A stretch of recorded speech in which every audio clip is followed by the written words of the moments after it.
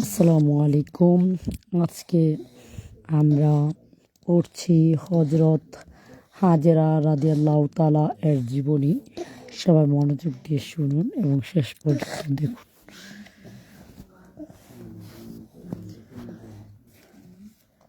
বিবি হাজেরার জন্ম ও বংশ। ইতিহাস পাঠে জানা যায়, মিশরের জালিম বাদশাহ পাপাত্তা সাদুনের রাজ্যে একটি ছোট পরিবারে নারী সম্রাট বিবি হাজেরার জন্ম।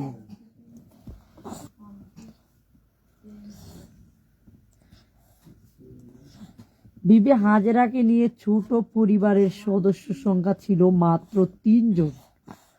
অর্থনৈতিক দিক দিয়ে তাদের অবস্থা তেমন একটা ভালো ছিল না, তবে ওয়ার্ডের সচ্ছলতা না থাকলেও অভাব অভিযোগের মধ্য দিয়ে দিন কাটাতে হতো না। আল্লাহর অসীম রহমতে সামান্য অর্থ সম্পদের মধ্য দিয়েও সুখে জীবনযাপন করত। মানে ছোট্ট একটা পরিবারে বিবি হাজেরার জন্ম হয়েছে, বুঝছো? তাদের পরিবারে তোমার ওই রকম টাকা পয়সা ছিল না, কিন্তু তোমার যতটুকা ছিল এরা মানে সুখে শান্তিতে থাকার মতো আর কি। বিবি হাজেরা রাদিয়াল্লাহু তাআলা এর পরিচয় শোনা যায়। হযরত হাজেরা আলাইহিসসালাম ছিলেন হযরত ইব্রাহিম আলাইহিসসালামের দ্বিতীয় সহধর্মিণী এবং হযরত ইসমাইল আলাইহিসসালামের জননী, মানে মা। তিনি যেমন ছিলেন অপরূপ রূপ লাবণ্যবতী, অসামান্য সুন্দরী, তেমনি ছিলেন সর্বগুণে গুণবতী। তার দৃঢ় ঈমান, অসাধারণ ধৈর্য এবং অপূর্ব প্রতিভক্তির জন্য সারা দুনিয়ায় তিনি চির অমর হয়ে রয়েছেন। মহানবী হযরত মুহাম্মদ মুস্তাফা সাল্লাল্লাহু আলাইহি সাল্লামের পূর্বপুরুষ ছিলেন হযরত ইসমাইল আলাইহিস সালাম, আর তারই পুণ্যবর্তী জননী হযরত হাজেরা আলাইহিস সালাম। তার ক্ষুধা প্রেমের, স্বামী ভক্তি এবং স্বামী সেবার এবং অসীম ধৈর্যের তুলনা দুনিয়ার নারী জাতি ইতিহাসে অতি বিরল। এবং সেই পুণ্যময় আদর্শ প্রতিটি নারীর জন্য উজ্জ্বল দৃষ্টান্ত। যীশুখ্রিস্ট বা হযরত ঈসা আলাইহিস সালামের জন্মের কয়েক হাজার বছর আগের কথা বলছি। সাতিল আরব নামে একটা বিখ্যাত নদী অনেক দেশের উপর দিয়ে প্রবাহিত হয়ে এসে মিলিত হয়েছিল মিশরের নীল নদের সাথে। নীল নদ ও সাতিল আরব, এই দুইটি নদীর মিলনস্থলে অবস্থিত ছিল প্রাচীন তিনা শহর। তিনা শহরের বুকে সগৌরবে দাঁড়িয়েছিল বহুকাল আগের একটা বিরাট প্রাচীন মসজিদ। কোন সময়ে কে বা কারা নির্মাণ করেছিলেন এ মসজিদটির ইতিহাস তার সন্ধান বলতে পারেনি। কালক্রমে সেই পবিত্র মসজিদ পরিণত হয় পৌত্তলিকদের দেব মন্দির। দেশ বিদেশ হতে অসংখ্য লোক আগমন করল সেই মসজিদে, তবে এক নিরাকার আল্লাহর ইবাদতের উদ্দেশ্যে নয় দেবদেবীর পূজা অর্চনা করার উদ্দেশ্যে বহু দেবদেবীর প্রস্তুত মূর্তি স্থাপিত হয়েছিল সেই পবিত্র মসজিদে। মানে অনেক দেব দেবীর পূজা টুজা করার জন্য মানে করা করছে আর কি। এই মসজিদরা আর কি কাবাগরের কথা মনে হয় কইতাছ। ইব্রাহিম আলাইহিসসালামের সময়ের না। আবার ইব্রাহিম আলাইহিসসালামের স্ত্রী না হাজেরা আলাইহিসসালাম,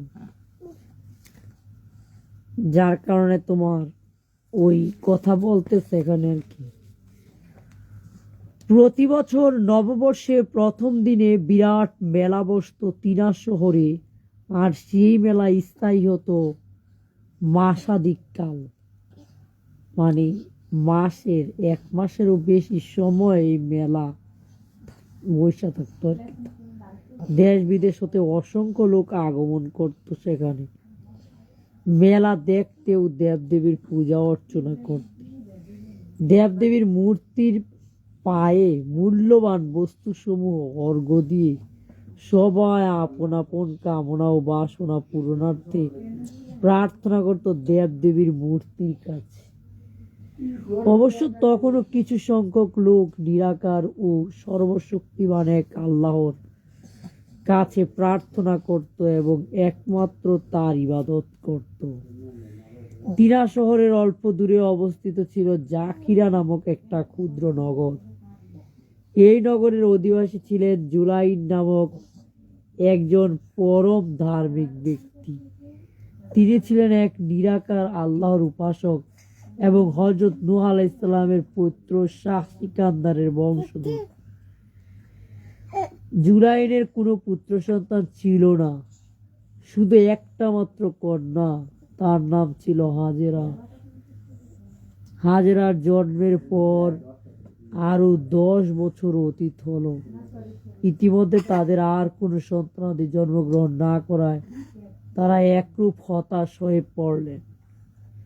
তারপর 10 বছর বয়স্কা কন্যা হাজেরাকে সঙ্গে নিয়ে হাজেরার পিতামাতা নববর্ষের প্রথম দিনে চলে গেলেন তিনা শহরের মেলায়। অবশ্য মেলা দেখা বা দেবদেবীর পূজা অর্চনা করা তাদের উদ্দেশ্য ছিল না। তারা গিয়েছিলেন তিনা শহরের প্রাচীন মসজিদে বসে পরম করুণাময় আল্লাহ তাআলার নিকট প্রার্থনা করতে, একটা পুত্র সন্তানের কামনায়। মেলা থেকে ফিরতে তাদের বেশ অনেক রাত হয়ে গিয়েছিল।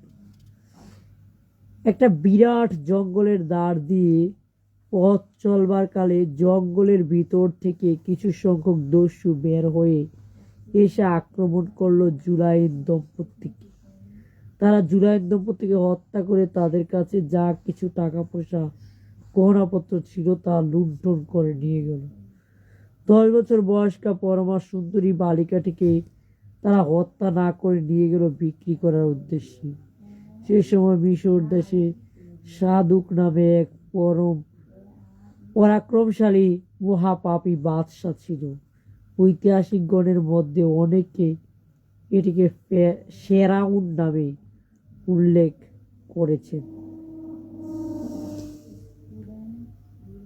ফেরাউন ঐতিহাসিকগণের মধ্যে এটিকে অনেকে ফেরাউন নামে উল্লেখ করেছেন।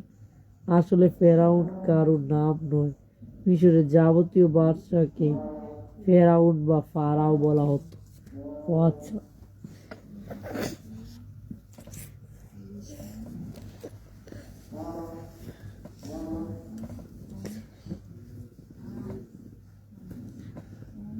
মানে কিভাবে এই বিবে হাজারার কই থেকে কেমনে কেমনে আইছে এই সবটাই পড়তাছি আর কি।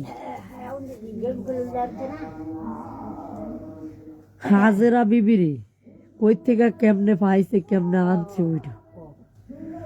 ওই হাজরা বিবিরে তোমার নিয়া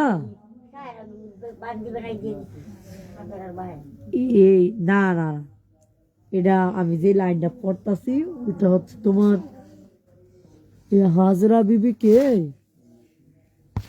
নিয়া হাজরা বিবির মা বাহে ওই কাবা শরীফ ওই নাকি কি ওই যে মক্কার মানে এখন হয়তো কাবা শরীফ এটা, তখন এটার নাম তো কাবা শরীফ আসতো না। তখন এটা তিনা শহরের একটা প্রাচীন মসজিদ, তিনা শহর আর কি শহরের নাম। সেখানে মানুষ দেব দেবীর পূজা করতো, ইয়া করতো, বিভিন্ন মানুষ বিভিন্ন ইয়া করতো আর কি, মানে ইবাদত করতে যাইতো আর কি। যারা দেব দেবীর পূজা করতো তারা দেব দেবীর পূজা করতো, যে যেটা আর ইয়া করতো হ্যাঁ এটার উদ্দেশ্যে যাইতো আর কি। হ তো তো তোমার মক্কার এই যে কাবা শরীফ বর্তমানে যে এটার মধ্যে হিন্দুরা ইয়ারা মূর্তি রাখতো না, তো এরকম হেডা হয়তো হেডা হয়েছে। হ তো কালীবেদ্যা হুদা হিন্দু গো, কিন্তু কাবা শরীফ তো আর হিন্দু মুসলমান কেউ না, সবাই এটা পবিত্র স্থান। হ্যাঁ পবিত্র স্থান ভাববা, এই হিন্দুরা কি দেব দেবীর মূর্তি নিয়ে কি কাবা শরীফ রাখতো না, তো এই মনে তো। আচ্ছা এমন এই তিনা শহর, এই শহরটার নাম হচ্ছে তিনা শহর, একটা মসজিদ। হ্যাঁ রে ভাই তোমার সবাই নিয়ে ইয়া করছিল, মানে তোমার এই যে যার মনের ইচ্ছা যেটা সেটার জন্য যাইয়া যে যে ধর্মের ঠিক তেমনই এই ওইখানে তোমার মানে এই যে হযরত হাজরা রাদিয়াল্লাহু তাআলা এবং হাজরা রাদিয়াল্লাহু তাআলার মা বাহে গেছে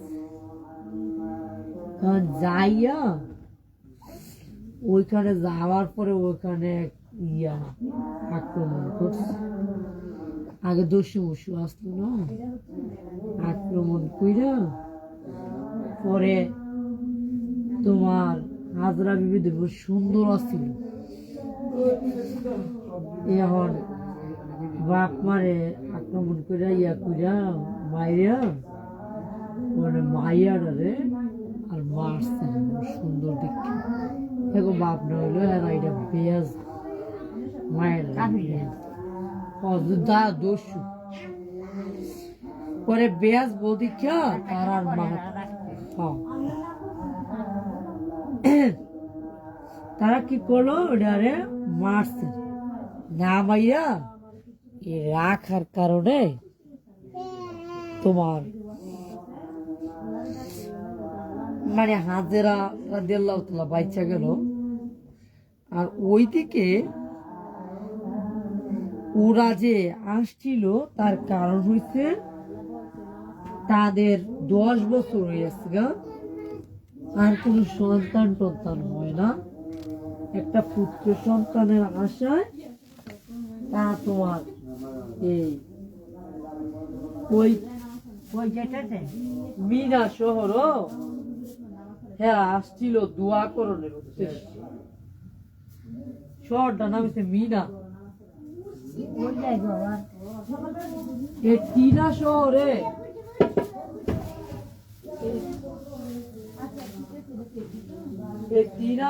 তোমার গিয়া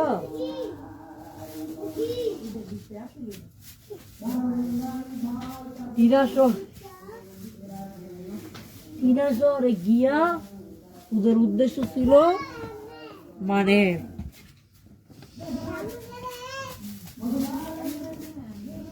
মুনাজাত কইরা একটা পুত্র সন্তান চাই। তো যাই হোক পরবর্তীতে তাদের কি করলো, এই যে হযরত হাজরা রাদিয়াল্লাহু তাআলাকে এই সুন্দর দেখিয়া এটা বিক্রি করার জন্য তারা রাইখে দিল, বুঝছো নি।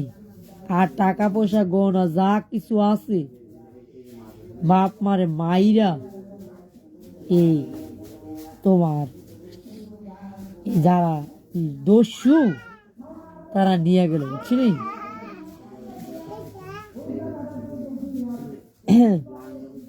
কিন্তু এই যে যে বাদশার কাছে নিয়ে গেল বেচার জন্য, সে বাদশারও কোনো সন্তান আসলো। দস্যুগণ যখন বালিকা হাজেরাকে বিক্রি করার উদ্দেশ্যে মিশরে নিয়ে গেল, তখন বাদশাহ সাদুকের মহিষী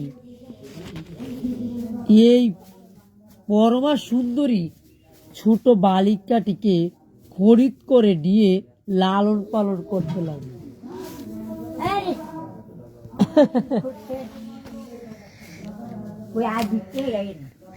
না, হ্যারোড এটা খেলনার একটা ঘুরার জায়গা হয়েছে, সেজন্য ঘুরতো। এমন সুন্দর একটা 10 বছরের একটা ছোট মাইয়া পাইয়া এখন সন্তান নাই দেখা হ্যার ওই লালন পালন করা শুরু করছে, বুঝছনি? হ্যাঁ, পিতৃমাতৃহীন ছোট বালিকা হাজেরা অনুকূলে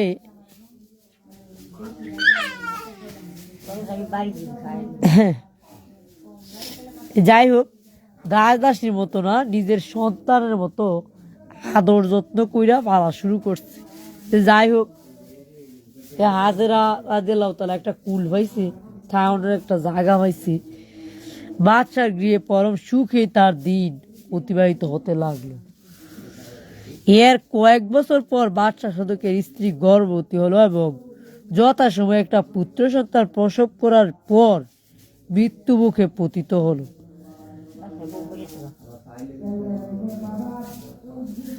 হ্যাঁ, বাচ্চারা হওয়ার সময় মরে গেছে, তো মরে আছে গা। এমন হাজরা বিবির ভাগ্যে আয়সা পড়লো কি পরম দুর্দশা, কারণ এমন আর হাজরারে কি দেখবো। তখন থেকে সে বাচ্চার কন্যার মর্যাদা হারিয়ে দাসীর পর্যায়ে নেমে গেল।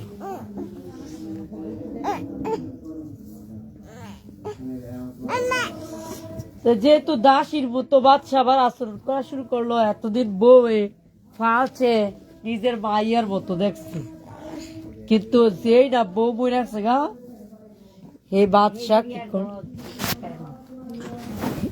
এই রাজায় মানে হাজরা বিবিরে দাসীর মতো দেখা শুরু করে।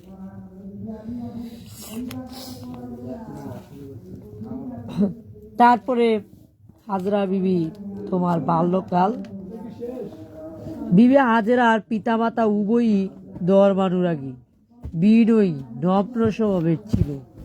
তাদের স্বভাবে কন্যা হাজেরাও আস্তে আস্তে ধর্মানুরাগী হলো।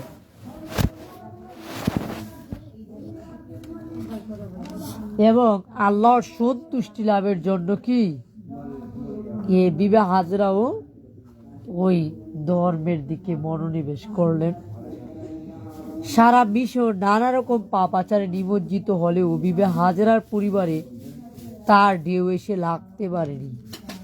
এখন উত্তম চরিত্র বলতে সাধারণত যা বোঝায় তা বিবি হাজেরার পিতামাতার মধ্যে ছিল। তাদের জীবনের মূল্যবান সময়টুকু আল্লাহর উপাসনা ও আরাধনাতেই অতিবাহিত করেছিলেন। তাদের জীবনে বিশ্ব নিয়ন্তা আল্লাহ রাব্বুল আলামিনের বিধানের বিপরীতে কোনো কাজ হয়নি। মানে হযরত হাজেরা রাদিয়াল্লাহু তাআলা বাপ মাই কি সবসময় আল্লাহর সন্তুষ্টি লাভের জন্য কাজ করছে, মানে একদম সৎ চরিত্রবান তারা ছিল। তো তাদের মতোই কি তাদের সন্তানও হয়েছে হযরত হাজেরা রাদিয়াল্লাহু তাআলা।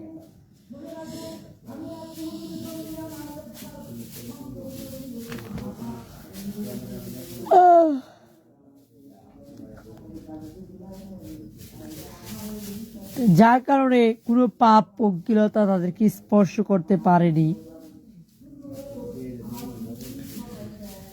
পিতামাতার মতো কন্যা হাজরা ছিলেন বিনয়ী, মিষ্টভাষিণী, ধার্মিক। কন্যা হাজরার চাল চলনে সব চরিত্রে পিতামাতা সহ পাড়া প্রতিবেশী সকলেই খুশি ছিলেন। খুশি হবার তো কথাও, যেহেতু কন্যা হাজরা বর্তমান যুগের মেয়েদের হাজরা রাদিয়াল্লাহু তাআলা তোমার ডং ডং কইরা চলে না, চিন্তা করছে আল্লাহর সন্তুষ্টি লাভ কিভাবে করা যায় সেইভাবে আমরা করছি। বিনয়ী হয়ে মিষ্টি ভাষিনী ধার্মিক ছিল। তার জীবনের প্রত্যেকটা সময় ছিল শুধু কিভাবে আল্লাহর সন্তুষ্টি রাখা যায়। যেহেতু সবসময় চিন্তা করছে আল্লাহকে কিভাবে সন্তুষ্টি রাখা যায়, সেজন্য কি সে চলাফেরাই করছে এরকম পাবে, পুরো ভ্রান্ত পথে চলে নাই। হাজেরা পিতামাতা হাজেরার মতো এমনই কন্যা রতন লাভ করে আল্লাহর কাছে শুকরিয়া জ্ঞাপন করলেন এবং নিজেদেরকে ধন্য এবং সৌভাগ্যবানী ভাবতেন। কন্যা হাজেরাকে তার পিতামাতা ছোটবেলা থেকেই পরম যত্নে শিক্ষা দীক্ষা দিয়েছিলেন। তারা বুঝতে পেরেছিলেন যে তাদের আদরের দুলালী কন্যা হাজেরা ভবিষ্যতে আল্লাহর নেক বান্দি হবে। পূর্বে বলা হয়েছে শিশু হাজেরা ছোটবেলা থেকে আল্লাহর ইবাদত উপাসনার দিকে মত দিয়েছিলেন। সাধারণত শিশু বয়সে কারো মন আল্লাহর প্রতি ধাবিত হয় না, কিন্তু শিশু হাজেরা ছিলেন সম্পূর্ণ ব্যতিক্রম। যা হোক, শিশু কন্যা হাজেরা বয়সের দিক থেকে যত বড়ই হতে লাগলো, তার পিতামাতার মতো তার মত ততই তার পিতামাতার কি মন ততই আনন্দে ভরপুর হয়ে উঠেছিল। কিন্তু আনন্দে ভরপুর হয়ে উঠলে কি লাভ দিব, পিতামাতা তো সব মরে গেছিল। এখন দেখি এরপরে কি বলছে। বিবে হাজেরার যৌবন কাল কিভাবে কাটছে। যুগে ঘুড়ি পাকে ঋতুর পরিক্রমায় শিশু কন্যা হাজেরা কৌশল পেরিয়ে যৌবনের সীমায় উপনীত হলো। হাজেরা যৌবনে পদার্পণ করার পর থেকেই পিতামাতার হৃদয়ে চিন্তার ভাব জন্ম নিল, কারণ হাজেরা এখন ষোড়শী যুবতী। কি ব্যাপার?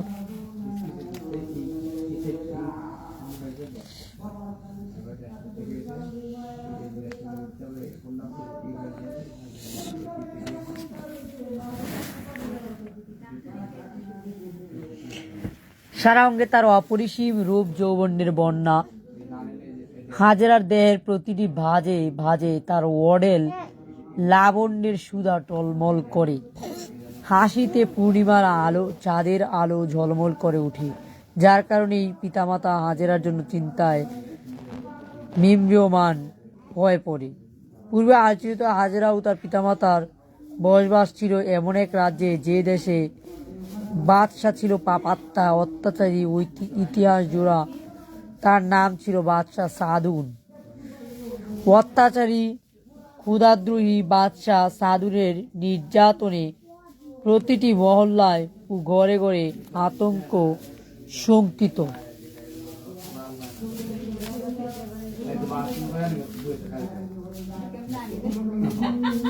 পাড়ায় মহল্লায় সবাই যুবতী মেয়েদের নিয়ে তার বয়স সংখ্যায় দিন কাটায়।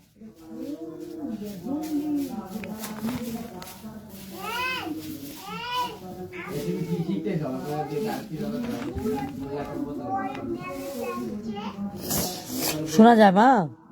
পাড়ায় মহল্লার সবাই যুবতী মেয়েদেরকে নিয়ে বয়স সংখ্যায় দিন কাটাত।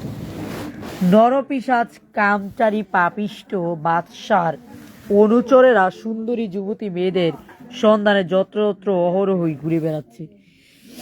বিষয়টা একটু আগে দেখলাম যে হাজরা বিবির বাপ মারে মাইরা লাইছে দিয়ে আবার বলতেছে বাপ মায় বয় ভাই, তো বাচ্চার মেয়ের বয়স 16 বছর হয়েছে গা, বুঝতেছি না। আচ্ছা পরে পইরা যাই দেখ কি হয়। নরপিশাচ পামচারী পাপিষ্ট বাদশাহার অনুচরেরা সুন্দরী যুবতী মেয়েদের সন্ধানে যতত্রই অহরই ঘুরে বেড়াচ্ছে। যদি কোনো রকম শুনতে পারে যে অমুক জায়গায় পরমা সুন্দরী নারী বাস করে, তাহলেই ধরে নিয়ে উপস্থিত করবে নরপিশাচ পাপাচারী বাচ্চার প্রমোদ কক্ষে পাপ আবর্তে। প্রভাবশালী অত্যাচারী বাচ্চার সামনে কেউই মুখ খুলে কথা বলতে পারছে না, সবাই তাকে ভয় পাচ্ছে। কারো শক্তি নেই বাচ্চার রেহান পাপ কাপের প্রতিবাদ করার। তাই হাজেরা পিতামাতা তাকে নিয়ে চিন্তা ভাবনার মধ্য দিয়ে উদ্বিগ্নে দিন কাটায়। হ্যাঁ, চিন্তার মধ্য দিয়ে দিন কাটাবার কথাও যেহেতু পাপাচারী বাদশাহ সাদুন কোন সময় ইজ্জতের উপর আঘাত হানে, কখন যে পাপাত্মাদের চোখ পড়ে যায়, ঘটে যায় কোনো অঘটন। যা হোক, হাজারা পিতামাতা তাকে খুব নজরে রাখতো, তাদের চোখের সামনেই সর্বদা রাখতো, রাজগৃহ থেকে এক মুহূর্তের জন্য বাইরে যেতে দিত না। সত্যি হাজেরা কিনে তার পিতামাতার বেশ চিন্তায় পড়ে গেল। বিবাহ দেওয়ার সময়, হ্যাঁ উঠলে শোয়ালাম, উঠুক না। বিবাহ দেওয়ার সময় হয়ে গেছে, কিন্তু বিয়ে দিতে পারছে না। কিন্তু কে যাবে এই সতীসাধ্বী সুন্দরী বালিকা বিয়ে করে অবশেষে নরপিশাচ পাপিষ্ট বাদশাহের হাতে প্রাণ দিতে? কেউ সাহস করতে পারতেছে না। বিয়ে করলে ওই যে খারাপ বাদশাহ যদি নেগা মায়াডারে জোর করে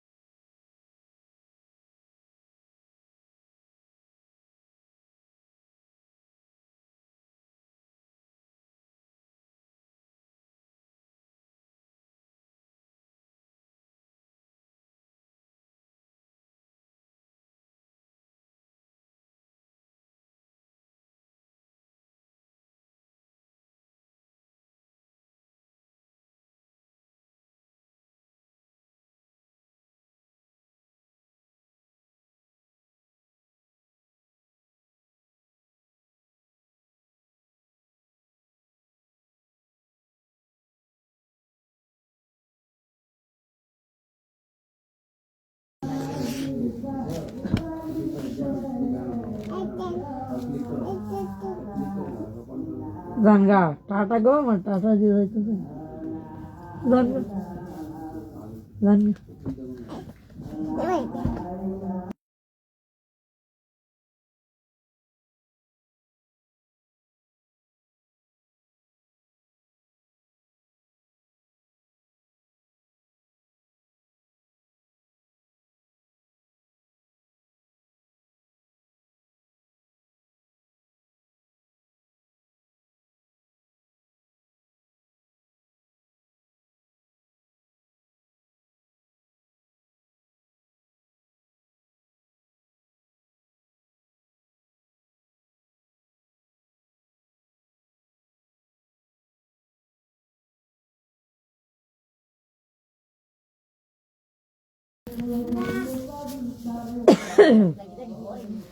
না যাক ছিল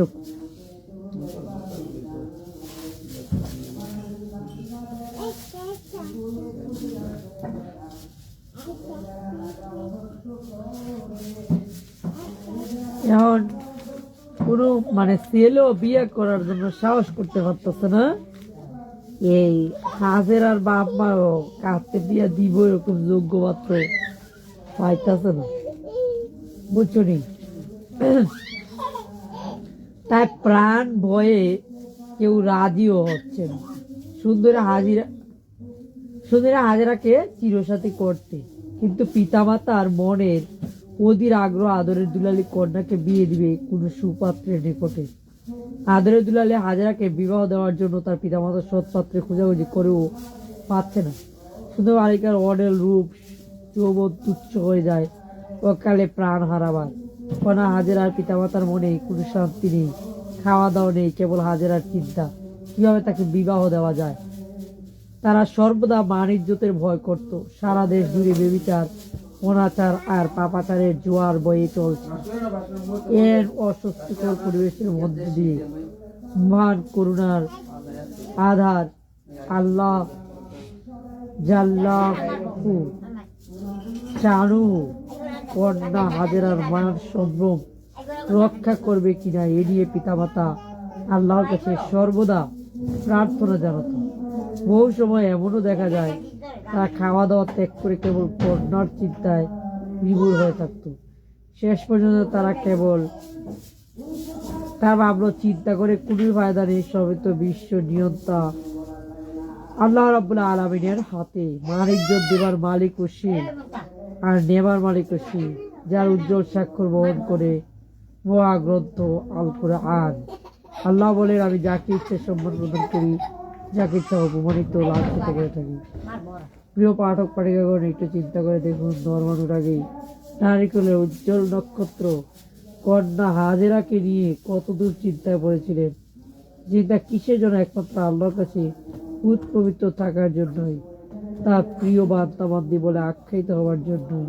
কিন্তু অতীত দুঃখের সাথে বলতে হয়, বর্তমান যুগে কতিপয় লোক দেখা যায় তাদের ছেলে মেয়েদেরকে শক্তি সামর্থ্য থাকা সত্ত্বেও পরিণত বয়সে বিবাহ দেয় না।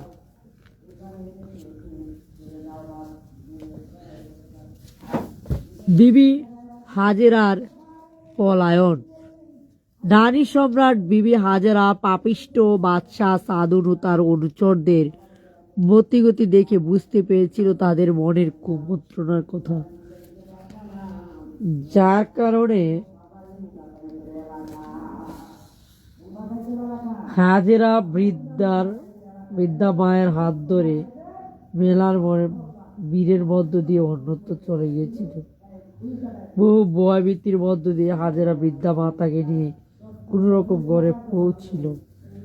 ঘরে এসে হাজেরা মাকে বলল, মা, আমার মনে হয় এই মুহূর্তে ঘরে থাকা আমার জন্য নিরাপদ নয়, কারণ পাপিষ্ঠ বাদশা সাধনের গুপ্তচররা খোঁজ নিতে এখানে এসেই আক্রমণ করতে পারে, বিদায় আমরা গড় ছেড়ে অন্যত্র চলে যাই। বৃদ্ধা মাতা কেঁদে কেঁদে বললেন, মা হাজেরা, তোমাকে নিয়ে কোথায় যাব? কোনোখানেই আমি নিরাপদ দেখছি না। মাতার কথা শুনে হাজেরা আরো ভয় পেলেন। বহু চিন্তা ভাবনা করার পর হাজেরা বলল, মা, এখন আমার জন্য একমাত্র নিরাপদ স্থান হলো গভীর জঙ্গল। গভীর জঙ্গল যাইব কি? গভীর জঙ্গল যাইব 1,00,000। 1,00,000 যাইব।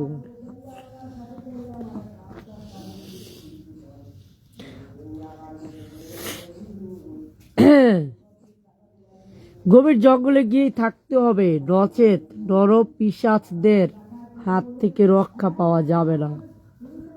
মা যদিও বাড়িঘর ছেড়ে যেতে মনে চায় না, তবু নিজের মান সম্মান রক্ষা করার জন্য আমাকে যেতেই হবে। মা, তুমি আমাকে বিদায় দাও। আদরের দুলালি কন্যাকে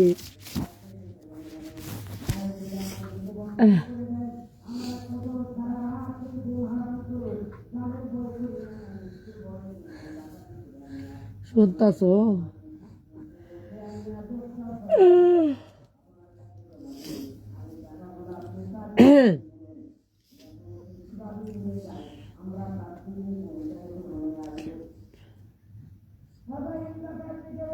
আদরের দুলালি কন্যা হাজেরাকে হৃদয়গ্রাহী কথা শুনে বৃদ্ধা মাতা কান্নায় ভেঙে পড়লেন।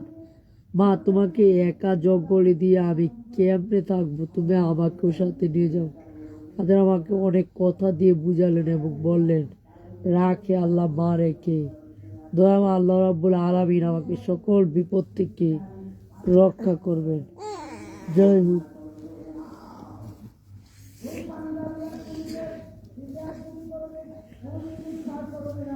বিবি হাজেরা মায়ের দোয়া নিয়ে ভারাক্রান্ত হৃদয় নিয়ে মায়া মমতার বন্ধনকে ছিন্ন করে ঘর থেকে বেরিয়ে গেল। আস্তে আস্তে রাতের নিঝুম অন্ধকারে অদৃশ্য হয়ে গেল। ঘরের দরজায় বৃদ্ধা মা হাজেরার পথ মানে চেয়ে রইলেন। এটা বুক ফাটা আর্তনাদ বেরিয়ে এলো তার কণ্ঠ থেকে।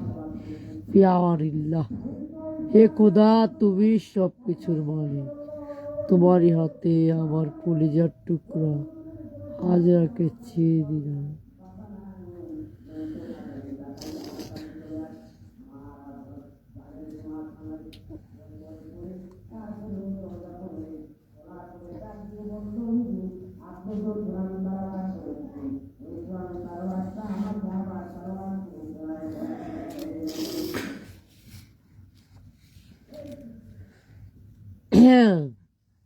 মহিলা দোয়া করতেছে হাজরা বিবির লেগে, হাজরা বিবির মায়। ফিয়ামানিল্লাহ, হে খুদা তুমি সব কিছুর মালিক, তোমারই হাতে আমার কলিজার টুকরা হাজরাকে ছেড়ে দিলাম। তুমি তাকে সকল বিপদাপদ থেকে রক্ষা করো, কেননা তোমার নাম তো রাহমানুর রাহিম। এমনই অনুনয় বিনয় করে প্রভুর দরবারে হাজেরার মঙ্গলের জন্য প্রার্থনা করলেন। বৃদ্ধা মাতা হাজেরার চিন্তায় খাওয়া দাওয়া সব কিছু ত্যাগ করে তার পথ পানে চেয়ে থাকে।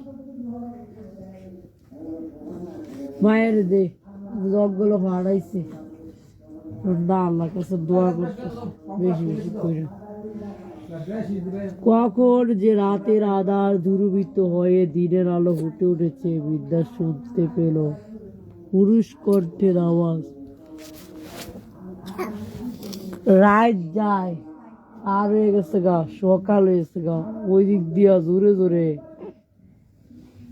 পুরুষ লোকাইয়া জোরে জোরে ডাকতেছে। আওয়াজ শোনা মাত্রই তার হৃদয়ে ভীষণ ভয়ের সঞ্চার। ওই যে খারাপ যে রাজা বাদশাহ, এই যে জায়গার বাড়ি এর মধ্যে বাদশাহ সাদ সাদ যে রাজা থাকে, সে রাজা এক খারাপ মাইয়া করে নেগা। মাইয়া দেখে রাজার লোক বল হাজরা বিবির দিবগা পিল্লা, হাজরা বিবি পালাইয়া রাইতে বেলা মঙ্গল গেছে খাওয়ার লিখে। এখন জঙ্গল গেছে গায়ের হেদুর কই সকালবেলা আইসি বিচার তো। হ্যাঁ, হাজরা আগে গেছে গা, ওই রাত থাকতে থাকতে গেছে গান দেয়।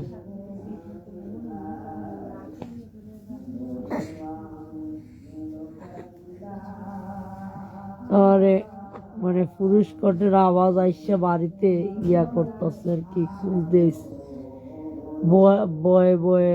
মানে হাজরা বিবি বয়ে বয়ে চিন্তা করতেছে, হাজরা বিবি ভাই এই ডাক পুইটা ঘরের মধ্যে বাস করতেছে। হাজরা বিবির সাইরা দিয়া রুমের ভিতরে একলা দরজা দিয়ে চেয়ে দেখলো নরপিশাচ অত্যাচারী বাদশাহ সাদুন এর বক্তবিন্দুরা দণ্ডায়মান হয়ে আছে। প্রত্যেক বক্তবিন্দুরা শূন্য সামর্থ্যের সাথে সজ্জিত হয়ে বল্লভ স্বরকে নিয়ে কন্যা হাজেরার বাড়ি। অনুচরদের কথা শুনে ভয় লাগলো হাজেরার জীর্ণ কুটির। আগন্তকরা হাজেরার পরিচয় জেনে বললেন, হাজেরার বাড়ি থেকে কোনো সময় বের হয়েছে, কোথায় যে লুকিয়েছে লুকাবার তো প্রয়োজন ছিল না, কেননা হাজেরা তো পরম সুন্দরী। ভাগ্যবান বাচ্চার দৃষ্টি পড়ে গেছে, এখন তোমাদের কোনো কষ্ট থাকবে না, বরং সুখে শান্তিতে দিন কাটাতে পারবো। কইতাছে আর কি, হ্যাঁ বড় ভালাইছে কই তো আর কি। মহামান্য বাদশার হুকুমেই পরমা সুন্দরী হাজরাকে নিয়ে যেতে এসেছি আমরা। তোমার পরমা সুন্দরী মেয়ে কোথায় বলো? মনের হর্ষে আদরের কন্যাকে তোমাদের হাতে অর্পণ করো। কোনো প্যারাশনের মধ্যে থাকতে হবে না, বরং তুমিও সুখে থাকতে পারবে। ওই বৃদ্ধ হাজরার মারে কইতাছে আর কি, এডি বাদশার অনুচররা বাদশার অনুচরদের প্রলোভন দেওয়া কথাগুলো শুনে হাজেরার বৃদ্ধা মায়ের মাথায় যেন আকাশ ভেঙে পড়লো। বৃদ্ধা মনে মনে ভাবে, আদরের দুলালি হাজেরার চলে গেছে, ভালোই হয়েছে। আজকে যদি আমার কাছে থাকতো তাহলে ওদের হয়তো নরপিশাচদের কবল থেকে রক্ষা করতে পারতাম না। বাদশার অনুচরদের জিজ্ঞাসিত প্রশ্নের জবাব না দিয়ে বৃদ্ধা মাতা নীরব ভূমিকা পালন করলেন। বৃদ্ধা নীরবতা দেখে তাদের মধ্যে থেকে একজন বলল, কি বুড়ি, তোমার মেয়ে কোথায়? জলদি বেরিয়ে আসতে বলো। মানে চুপচাপ। হাজরা বিবির মায়ের কিছু বলে না, সেজন্য কইতাছে, কি বুড়ি, তোমার মায়ের বার করো না করে, তাড়াতাড়ি বার করো। আর প্রলোভন তো দেয়, তোমরা সুখে থাকতে পারবা, এই সেই। হাজেরার বিদ্যা মাও কয়েকবার ডুব গেলে বলল, হাজেরা তো বাড়িতেই নেই তো বাবা। বৃদ্ধার কথা শুনে সকলে চিৎকার দিয়ে বলে উঠল, এসব বাড়া বুঝি না, হাজেরা কোথায় বল। বৃদ্ধা কাকুতি মিনতি সকলে বললেন, মেয়েটা রাতের আধারে কোথায় যে গেল তা আমি জানি না। বৃদ্ধা মাতা যতই বলে আমি জানি না, ততই তাদের রাগ বৃদ্ধি পায়। তত বেশি রাগান্বিত হয়ে যেতেছে। আগন্তুক অনুচরদের মধ্য থেকে একজনে জোরালো করতে পরে উঠলো, এইসব বুঝি না, পরমা সুন্দরী হাজেরা কোথায়? তাকে দিতেই হবে, নইলে চাবুকে চাপকিয়ে তোমার গায়ের চামড়া উঠিয়ে দিব। হাজেরার মতো মাতা সত্যতা প্রমাণের শত চেষ্টা করেও ব্যর্থ হলো, বরং তারা তীব্র গতিতে খেপে গেল। নরপিশাচ সহচররা সকলে মিলে বলে উঠল, এই মুহূর্তে যদি হাজেরা খোঁজ না দেও তাহলে তোমার শেষ মুহূর্ত। এর কথা বলা মাত্রই বৃদ্ধার উপরে এক পাষণ্ড চাবুক দিয়ে সপাং সপাং আঘাত করতে লাগলো। বাদশার অনুচরদের বর্বরচিত আঘাতে হাজেরার মাথার শরীর থেকে দৌড় দৌড় করে রক্ত বেরিয়ে পড়তে লাগলো।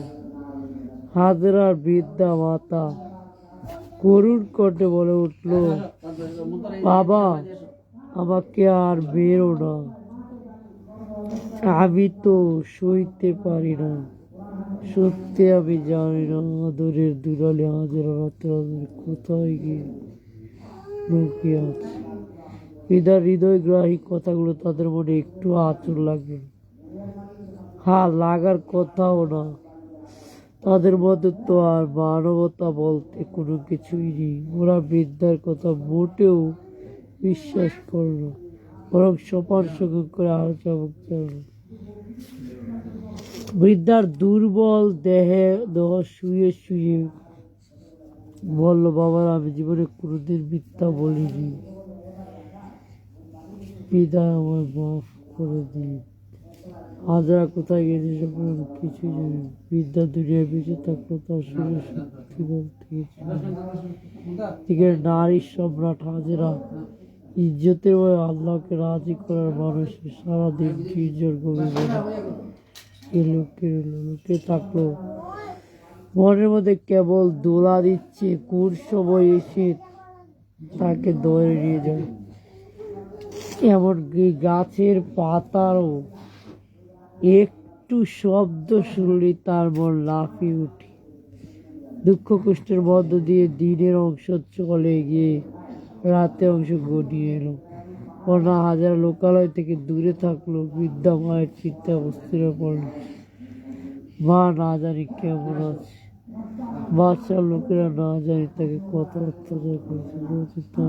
হাজেরা 25 একেবারে দুর্বল হয়ে পড়ল।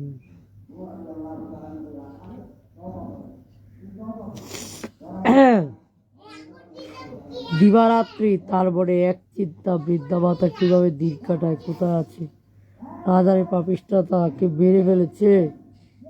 মাকে দেখার জন্য হাজারা গভীর রাতে নির্জন জঙ্গল থেকে নিজের বাড়িতে এসে পৌঁছালো। বাড়িতে পৌঁছা মাত্র নিজ ঘরে কোণে যে বিদেশে মা মা বলে কয়েকবার ডাক। ঘরের মধ্যে আলো নেই, ডাকের সাড়া নেই।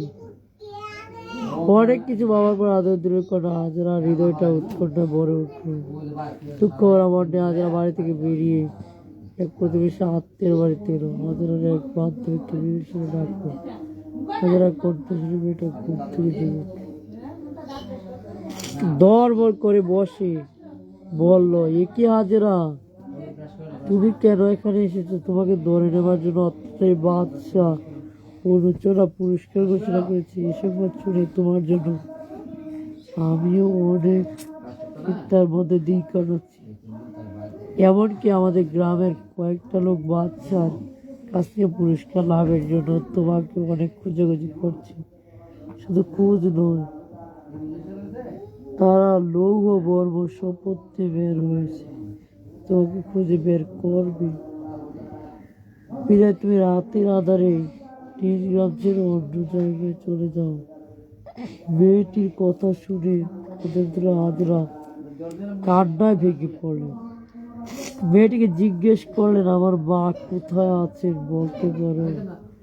বলা মাত্র প্রতিবেশী বান্ধবী মেয়েটি কাঁদো কাঁদো শুনে বলল, তোমার মাকে বনের মতো মারপিট করে বেঁধে নিয়ে গেছে। পরবর্তী কথা শুনে হাজারা প্রতিবেশী বান্ধবী মেয়েটি গলা ধরে কান্নায় ভেঙে পড়লেন।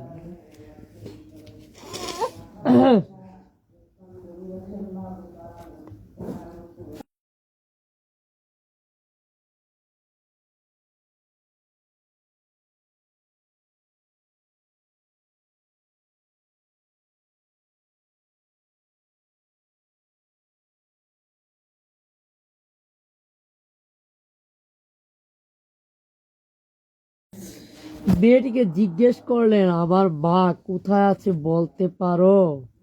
মায়ের কথা বলা মাত্র প্রতিবেশী বান্ধবী মেয়েটিকে কাঁদো কাঁদো স্বরে বললেন, অত্যাচারী নর পিশাচরা তোমার মাকে মনের মতো মারপিট করে বেঁধে নিয়ে গেছে। এর মর্মান্তিক কথা শুনে হাজরা প্রতিবেশী বান্ধবী মেয়েটির গলা ধরে কান্নায় ভেঙে পড়লেন।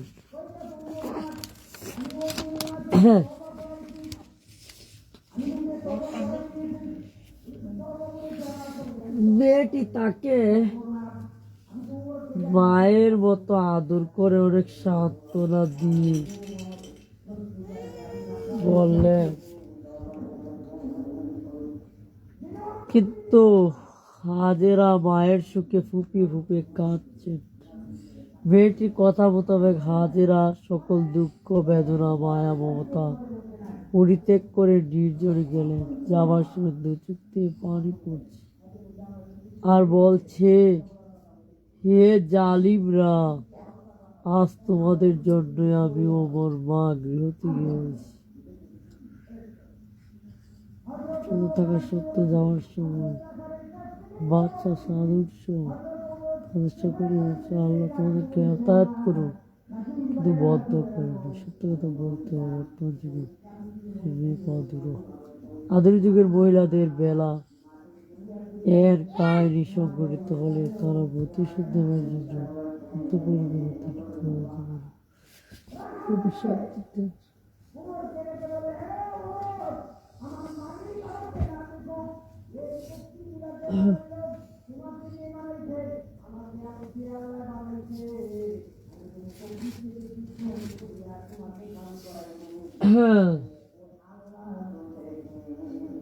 হাজেরা আটক হলেন। হাজেরার বিদ্যামাতা সর্বদা সত্যের উপর অটল থাকতেন। বাধা বিপত্তির মধ্য দিয়ে বাদশাহ সাদুরের অনুচরদের সাথে সত্য বলেছে। ওই যে পাহাড়ে বিচার জঙ্গলের তুই তো আমরা আই আমার যাইয়া থেকে আটক হয়েছে, ধরতো না। বাচ্চায় কত মানুষ পাড়াইছে, তো বাচ্চা ইয়া আট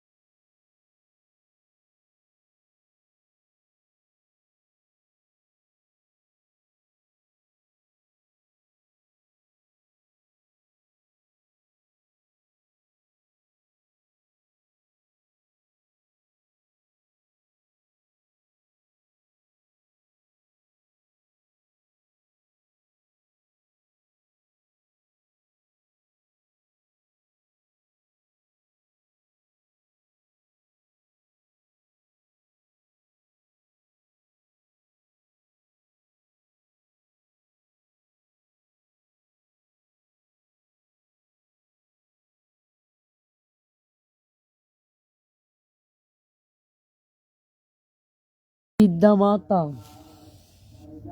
সত্যের উপর অটল থাকতেন। সাধারণ অনুচরদের সাথে সত্য বলেছেন, এই সত্য বলা পরিণামে তাকে অন্ধ কারাগারে রাখা হয়েছে। শুধু কারাগারে নয়, তার উপর অমানসিক অত্যাচার চালানো হয়েছে। শত নির্যাতন সহ্য করে সত্ত্বেও বৃদ্ধা কান্না হাজেরা সম্পর্কে কোনো তথ্য দিতে পারল না। প্রধানমন্ত্রী মনে মনে ভাবলো, হাজেরা তার মাকে না জানিয়ে রাতে রাতে চলে গেছে। বৃদ্ধাকে তার কষ্ট দিয়ে লাভ কি? একে ছেড়ে দেওয়া হোক। আইনটা সাধারণ হৃদয়কে ছেড়ে দিই। আইন পাশ করে প্রধানমন্ত্রীকে বলল। বাদশাহ নির্দেশ মোতাবেক পুঁজির কারাগারে চলে গেল। এদিকে হাজেরার মতো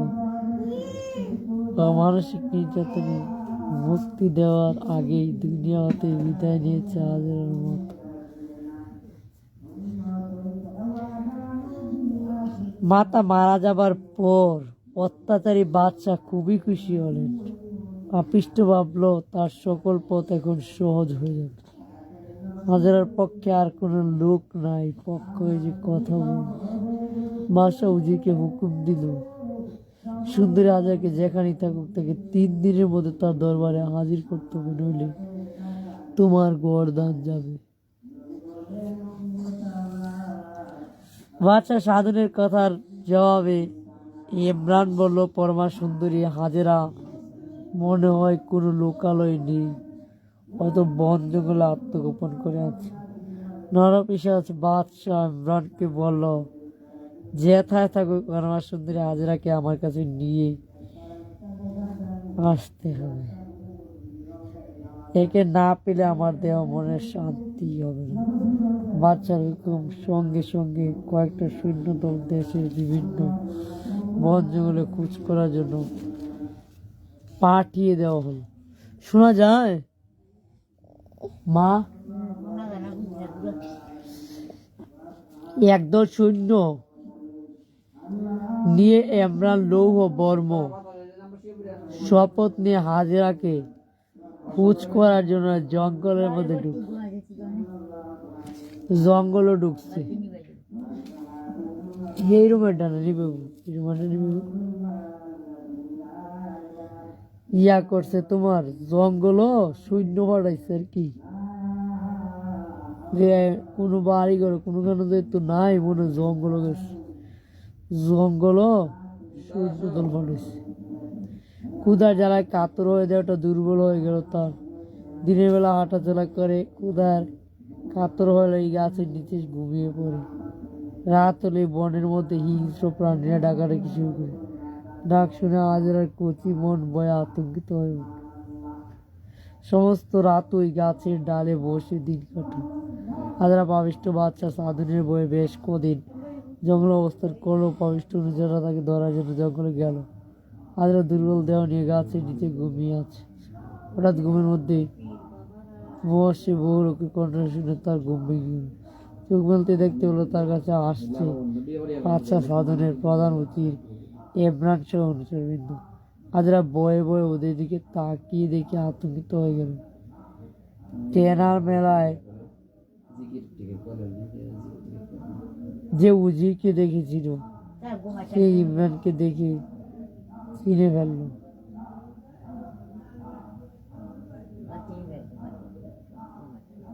নারী সম্রাট বিবি হাজেরা ইমরান সহ বাদশাহ অনুচরদের দেখে বিচলিত হয়ে গেল। কি যে করবে কিছুই ভেবে পাচ্ছে না। সমস্ত শরীর বয়ে বয়ে কাঁপছে, চোখের পানি হলো সাথে। কিংকর্তব্যময় বালিকা হাজেরা বেকুব তাল্লাকে শুরু করতে বললেন, হে রব্বুল আলামিন, তুমি তো সবকিছুর মালিক, ইজ্জত দিতেও পারো নিতেও পারো, সবই তোমার এখতিয়ার। তুমি তো এই দাসীকে এত সন্তানকে দিয়ে সৃষ্টি করেছে, সুতরাং এটা রক্ষার মালিক তুমি। হে খোদা, আমি তোমার সতীত্ব রক্ষা করার জন্য বাড়ি ছেড়েছি, বৃদ্ধা মাতাকে ত্যাগ করেছি। পাপী শয়তানের স্পর্শ তারা আমাকে কলঙ্কিত করো না। তোমার করুণার আধার আল্লাহ জাল্লাহ শানু হাজেরার হৃদয়গ্রাহী প্রার্থনা কবুল করলেন। আর কবুল তো হবারও কথা। হাজেরা তো আল্লাহর বিধিবিধান রক্ষা করার জন্য এত কষ্টের সম্মুখীন হয়েছে।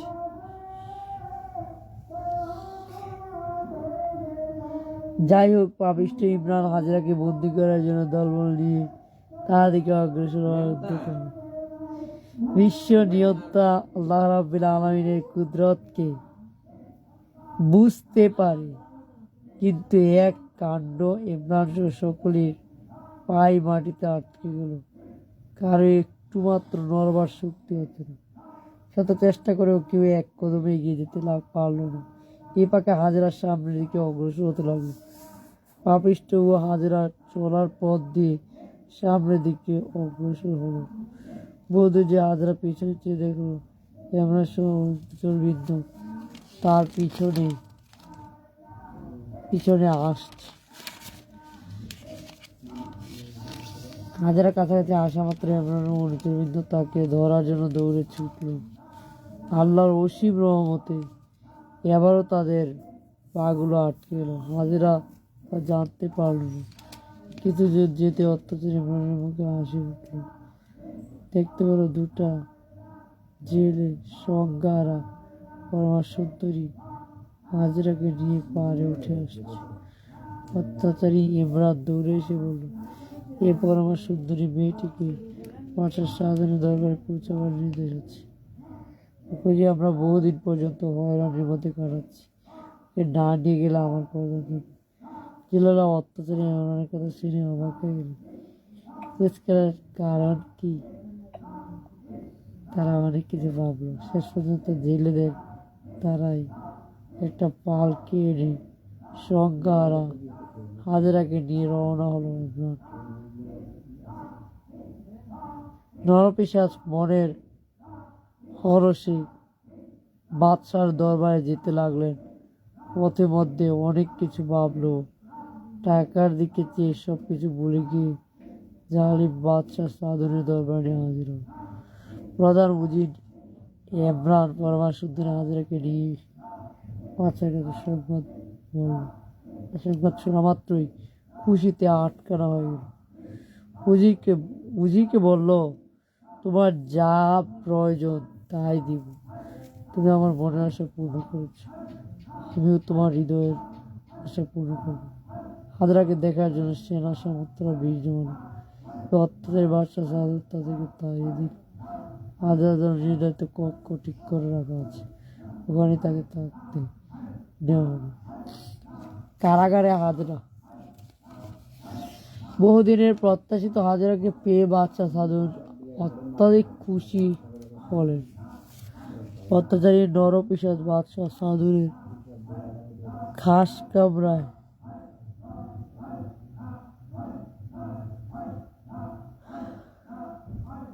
একটা সুসজ্জিত রুমে হাজরাকে বন্দি রাখা হলো। ইতিহাস পাঠে এই কথাও জানা যায়, কারাগার নামে আখ্যায়িত হলে উহা মহলের মধ্যে একটা সুন্দর বালাখানা। অধিক সাথে সজ্জিত কক্ষটির রক্ষকরা সবাই নারী।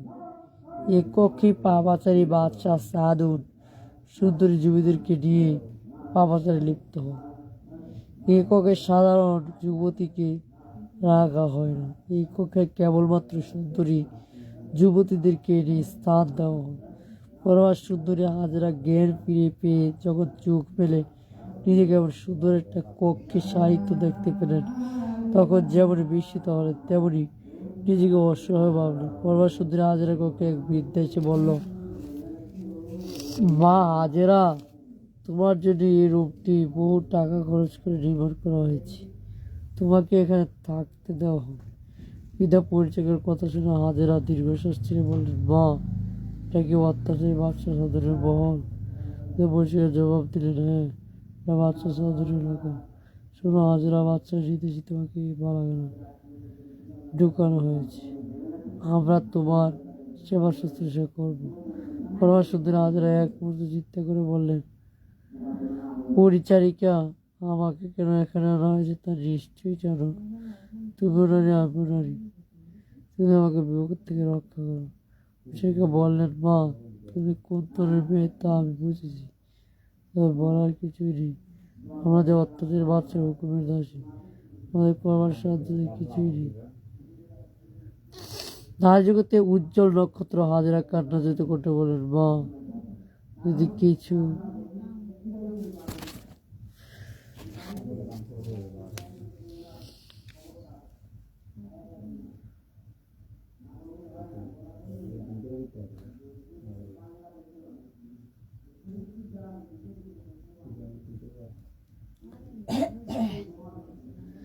মা, যদি কিছু নাই পারো তাহলে আমাকে শেষ করে ফেলো, তবু নারীর সম্ভ্রমটুকু অক্ষুণ্ণ থাক।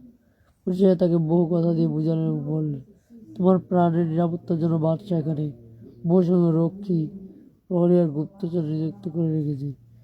এমনই সময় অন্য একজন পরিচারিকা নানা রকমের খাদ্যের সামগ্রী হাজির হলো হাজরার সামনে। ভেবে হাজরা ক্ষুধায় কাতর হওয়া সত্ত্বেও খাদ্য সামগ্রী কোনটাই গ্রহণ করলেন না, ওর চোখের পানিকে বুক বাসিয়ে দিলেন। পরিচারিকা তাকে সান্ত্বনা দিয়ে বললেন, মা, খেয়ে নাও, বাঘের যা লিখে আছে তা তো হবে। কিছুক্ষণ বাবার পর পরিচারিকাদের কাছে তার বৃদ্ধা মায়ের অবস্থা জিজ্ঞেস করলেন। তাদের মধ্যে থেকে এক বৃদ্ধা পরিচারিকা বললেন, ভালোই আছে, তুমি খেয়ে নাও, তারপর পাঠ শুরু করবে। তোমার মাকে এনে দেওয়া হবে। হাজরা বলে তাদের কোনো বিশেষ নেই, তার মা আর দুনিয়ায় নেই। তার বক্ষ ছেড়ে কান্না বেরিয়ে এলো।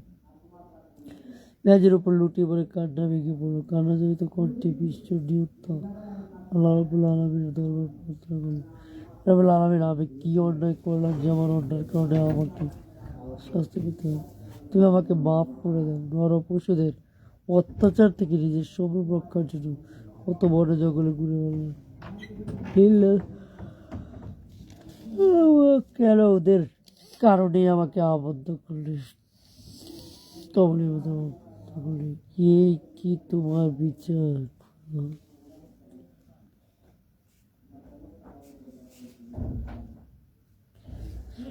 কেন ওদের কবলে আমাকে আবদ্ধ করলে? এই কি তোমার বিচার খোদা? তুমি তো বলেছ তোমার দরবারে হাত তুললে কেউ খালি হাতে ফিরবে।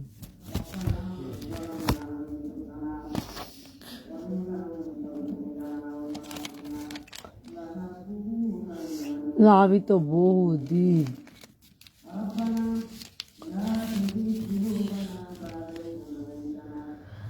যাবৎ নর পিশাচদের হাত থেকে মুক্তি পাওয়ার জন্য কত প্রার্থনা করলাম। হে খোদা, তোমার কাছে আবার বলছি, তুমি আমাকে মাফ করে দিয়ে অত্যাচারী বাচ্চাদের হাত থেকে আমাকে রক্ষা। এমনই সময় গায়েবী আওয়াজ আসলো, হাজরা, তুমি আমার প্রিয় বন্ধু।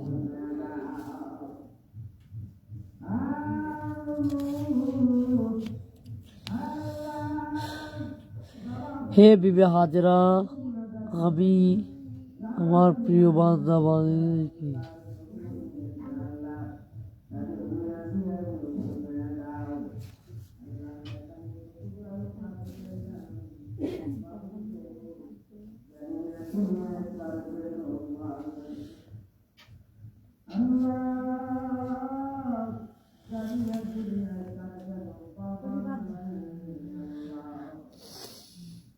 হে খোদা, তোমার কাছে আবার বলছি, তুমি আমাকে মাফ করে দিও, অত্যাচারী বাচ্চা সাধুর হাত থেকে আমাকে রক্ষা করো।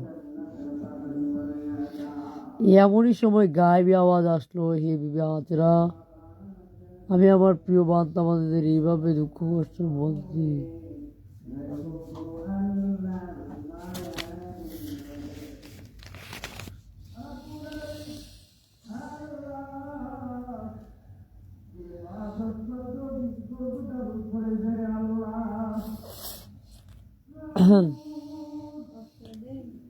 দুঃখ এইবার পরীক্ষা করে থাকি। এই পৃথিবীতে যারা আল্লাহর সান্নিধ্য পেয়েছেন তার সকলেই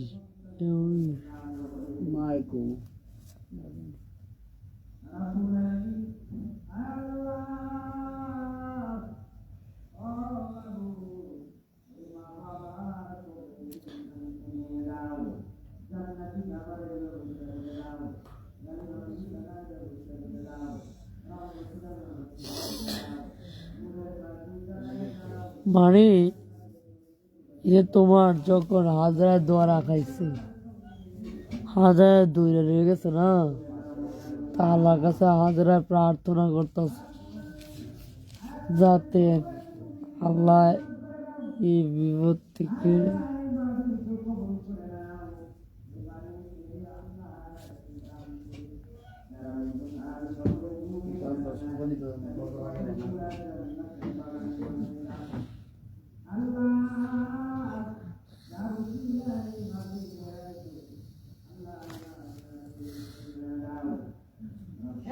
বরং তোমার হাজরার কাছে যখন ইয়া আসছে, হাজরা কি বলছে, হাজরা আল্লাহর কাছে চাইছে, হে বিবি হাজরা, হাজরা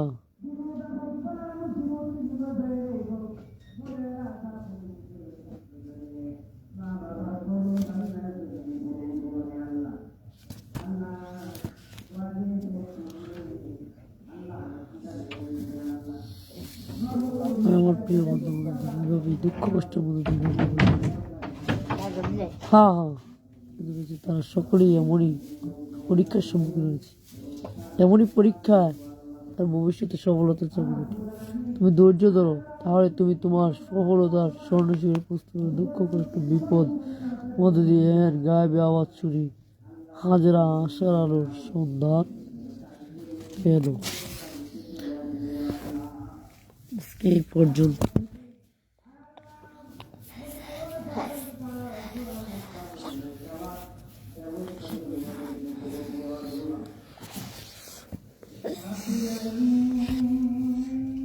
বাকি অংশ আরেকদিন পড়ব। ধন্যবাদ সবাইকে।